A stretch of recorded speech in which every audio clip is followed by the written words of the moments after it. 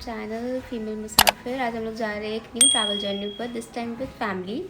So stay tune in the vlog to know the location, and if you like this video then please subscribe to my channel and do share it with your friends who are traveling to this location which we are traveling in this vlog. Bye bye, stay tuned. चलो फिर चलते हैं एक new journey पर, जिसके लिए हमें सबसे पहले न्यू दिल्ली रेलवे स्टेशन आना होगा। यहाँ से आपको इंडिया में कहीं भी जाने के लिए ट्रेन आसानी से मिल जाएगी। हमारी ट्रेन रात को 10 बजे की थी, तो हम रात को न्यू दिल्ली रेलवे स्टेशन आए। ये एंट्री गेट है। इसी के आगे आपको कैब एरिया और ऑटो एरिया मिल जाएगा, जहाँ पे वो आपको ड्रॉप करते हैं। ये न्यू दिल्ली रेलवे स्टेशन का इंक्वायरी काउंटर था, और यहाँ पर एक स्क्रीन लगी हुई है अंदर, जहाँ से आप अपना प्लेटफॉर्म देख सकते हैं और ट्रेन की टाइमिंग। उसके बाद अपना चेकिंग करा के आप प्लेटफॉर्म पर आ सकते हैं। So here is the location reveal. Yes, we are going to Banaras and this time we are going with the family. दो आपने टाइटल में ऑलरेडी पढ़ लिया होगा कि ये व्लॉग किस जगह का है, तो चलो फिर चलते हैं बनारस। ये हमारा ट्रेन कोच था और पहला ये कंपार्टमेंट हमारा था। हम लोग ट्रैवल कर रहे थे new Delhi Banaras superfast express से। ये मैं थोड़ा सा व्यू को एंजॉय करते हुए एंड अपने नेल्स को फ्लॉन्ट करते हुए, क्योंकि मैंने पहली बार नेल एक्सटेंशन करवाए थे। उसके बाद थोड़ा टाइम हमने व्यू को एंजॉय करते हुए बिताया।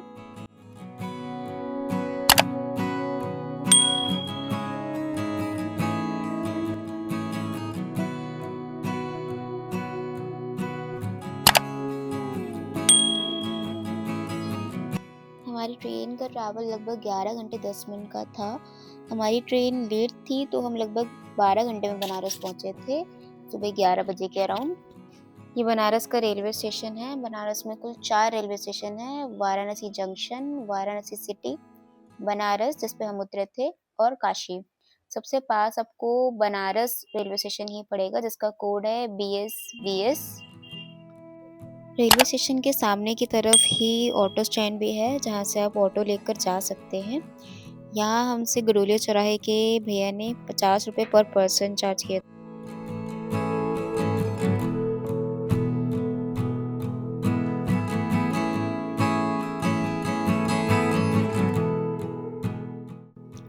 भैया ने हमें रामापुरा चौक उतारा था। यहाँ से ऑटो आगे नहीं जा सकती थी, अलाउड नहीं था, तो हमें या तो इलेक्ट्रिक रिक्शा करना पड़ता या फिर हम पैदल जाते। तो हमने पैदल जाना चूज़ करा, बिकॉज 10-15 मिनट का ही वॉकिंग डिस्टेंस था, और आगे रोपवे का काम चल रहा था, तो रास्ता बंद भी।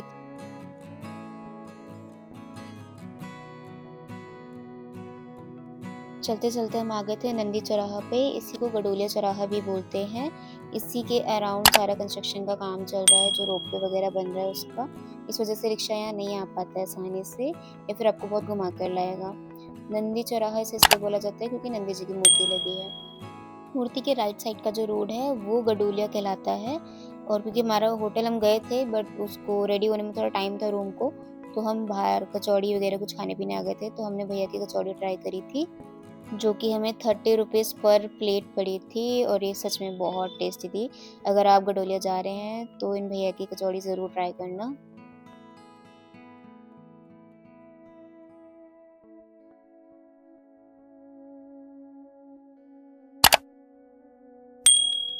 कचौड़ी खाने के बाद हम गडोलिया में ऐसे ही घूमने लगे। फिर हमने एक जगह पर गोलगप्पे खाए, और मेरी फैमिली को चाय पीनी थी, तो उन्होंने चाय पी और मैंने अपने लिए ब्रेड बटर ऑर्डर करा था।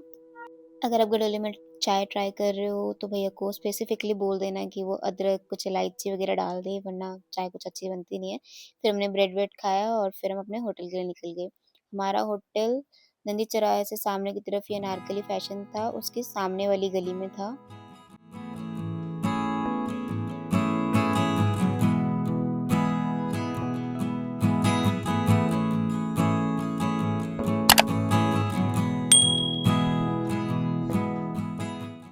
इस गली में और भी होटल, एक कैफ़े और कुछ शॉप्स थी शॉपिंग करने के लिए। राइट साइड पर ये होटल केशरी है। आगे जाएंगे तो लेफ़्ट साइड पर मजनू कैफ़े था कुछ, जो हमने ट्राई नहीं करा था, हमें बिल्कुल एंड ऑफ द ट्रिप ये दिखा था। और आगे जाएंगे तो टी पॉइंट से राइट साइड पे हमारा होटल था, और लेफ़्ट साइड पर भी एक होटल था, होटल बटरफ्लाई करके। इसके रूम बहुत छोटे-छोटे थे, तो हमने वो ऑप्ट नहीं करा। हालाँकि हमारा जो होटल था वो booking.com से ऑलरेडी बुक था, बट वो तैयार होने में बहुत टाइम लग रहा था।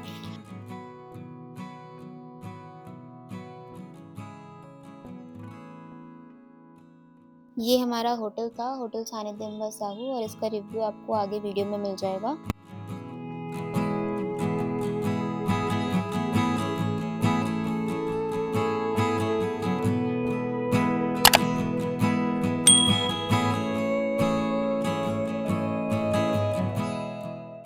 ये हमारा होटल का रूम था, मेरा और भाई का, और इसमें एक विंडो थी, टीवी था और नॉर्मल जो फैसिलिटीज़ होती है एक रूम में वो थी।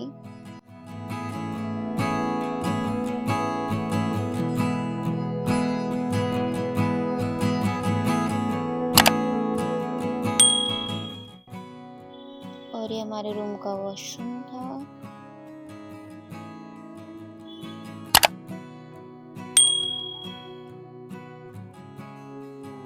Now the review time. Hey guys, so bro, how was your experience of hotel checking? क्योंकि हम लोग यहाँ कम से कम 11:45 के अराउंड पहुंचे थे। दे आस्क कि 1 बजे चेकिंग होगा क्योंकि रूम्स क्लीन हो रहे हैं, विच वॉज फाइन। सो जो होटल मैंने आपको दिखाया, please don't book this at all, because अभी 3:15 बज रहे हैं, अभी स्टिल हमें रूम मिला है। हमने फैमिली रूम बोला था और हमें अलग अलग फ्लोर पे रूम मिला है। Like my parents are at 1st floor और we are at 5th floor right now. हमारे रूम्स अलग अलग हैं और अभी बोला गया है कि 2-3 घंटे में दोबारा से रूम चेंज होगा। ये तो फैमिली रूम मिलेगा तो सेम फ्लोर पे 2 रूम करेंगे ये लोग। लाइक हमने booking.com से बुकिंग करी थी and they were not aware about it. वो हमसे पूछ रहे थे हमने बुकिंग कहाँ से करी है, क्या करी है, इन सो ऑन। बुकिंग हुई नहीं है, मतलब हमारे पास रूम नहीं मिले हैं, बुकिंग हमारी थी बट रूम्स नहीं मिले हैं and they started asking for payment. मतलब तुम हमें रूम नहीं दिखा रहे हो, तुम हमें रूम दे नहीं रहे हो and you are asking payment करो। हाफ पेमेंट तो भी करनी पड़ेगी। ये that was the I don't know owner था या रिसेप्शन पे जो भी पर्सन था उनका ये डायलॉग था। और रूम क्लीनिंग के नाम पे this is what they have clean so far and they took 2.5 hour for this. Still अभी भी जो चल रहा है कॉन्वर्सेशन उनका हमारे रूम चेंज के ऊपर ही चल रहा है बाहर। So please don't book this Sanidhyam hotel by Sahu in Varanasi. If you are booking it on your own risk.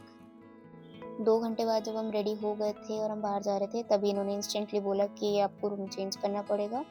तो ये हमारे पेरेंट्स का रूम था जो इन्होंने चेंज करा, 1st फ्लोर से 5th फ्लोर पर शिफ्ट करा and this was the outfit I was wearing for the day.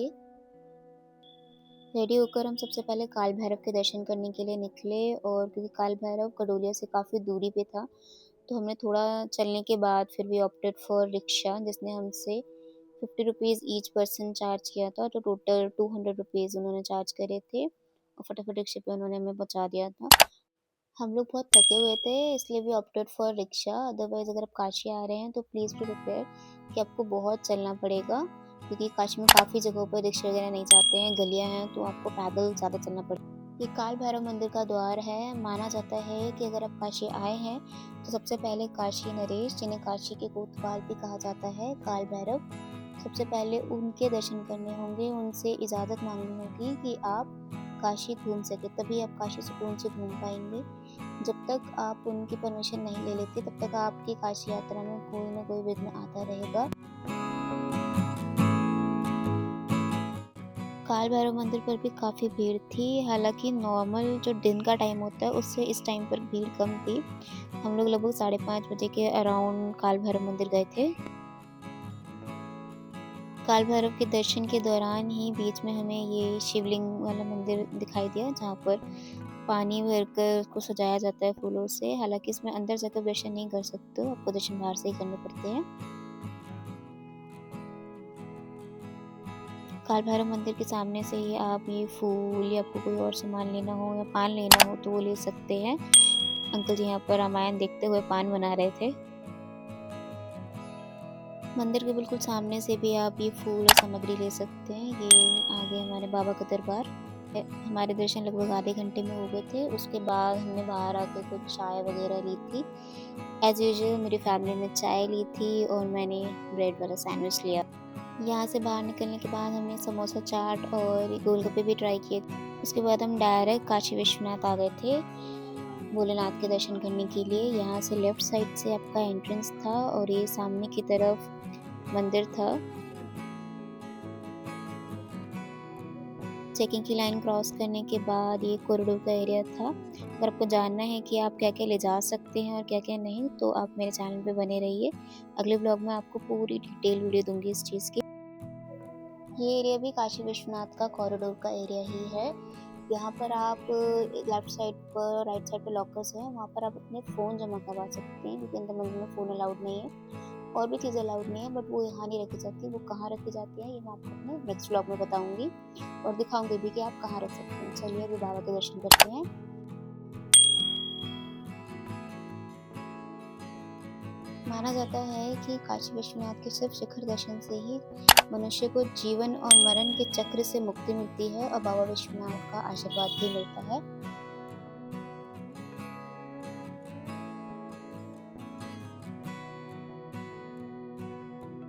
दर्शन करने के बाद हमने वीआर एक्सपीरियंस भी करा, जो बहुत ही अच्छा था। इन्होंने हमसे पर पर्सन 150 रुपये चार्ज करा। वीआर दर्शन के बाद हम कॉरिडोर में आ गए थे। ये कॉरिडोर का एरिया है पूरा, और रात को इस तरह से यहाँ पे लाइटनिंग होती है और ये बहुत सुंदर दिखता है। और ये बाहर की तरफ का रास्ता है, जहाँ पर आपको भारत माता की मूर्ति और मंदिर दिख जाएगा। वहाँ से बाहर आएंगे तो ये गंगा द्वार है। यहाँ पर लेफ्ट साइड में ही मणिकर्णिका घाट है और राइट साइड में जाएंगे तो दशाश्वमेध और बाकी सारे घाट आप। मंदिर कॉरिडोर को लगभग 300 घर तोड़कर बनाया गया था, जिसमें बाकी मंदिर भी ले गए हैं। जैसे ये एक मंदिर जिसमें पौधे से शिवलिंग बना हुआ है। ये काशी विश्वनाथ का एक और द्वार है, जहाँ पर काशी विश्वनाथ धाम लिखा हुआ है और ये त्रिशूल भी स्थापित है, जो कि बहुत ही प्राचीन और पवित्र है। उसके बाद हम कुछ खाने पीने चले गए थे। 11 बज रहे थे और काशी में 11 बजे के अराउंड ऑलमोस्ट सारे रेस्टोरेंट वगैरह सब बंद हो जाते हैं। एक ये नंदी चौराहा के सामने की तरफ शॉप्स थी, जो लगभग 12 से 1 बजे तक अवेलेबल रहती हैं। तो हमने यहाँ पर ही कुछ खाया पिया था। हमने चाउमीन, डोसा और पाव भाजी ऑर्डर करी थी, जिसका प्राइस आपको स्क्रीन पे दिख जाएगा। बाकी इनकी प्राइस लिस्ट मैंने आगे डाल दी है यहाँ पर। हमने एक जगह के मोमोज भी ट्राई करे, जो बहुत बुरे थे, और फिर भाई ने नंदी चौराहे से पान लिया था, जो ठीक-ठीक था। क्योंकि वीडियो ऑलरेडी बहुत लंबी हो चुकी है, तो हमने डे 2, 3 और 4 में क्या-क्या एक्सप्लोर करा, वो मैं आपको अगले वीडियो में दिखाऊँगी। So please subscribe to my channel and stay tune. हमने शॉपिंग कहाँ से की, कितने में की, क्या-क्या बजट था, सब कुछ आपको अगले वीडियो में देखने को मिलेगा, जिसमें मैंने सब कुछ कवर करा है। आरती का टाइमिंग और वायरल जो जगहें हैं वहाँ, बोटिंग का प्राइजेस वगैरह सब कुछ। So stay tune and subscribe to my channel. Don't forget to share this video with your friends.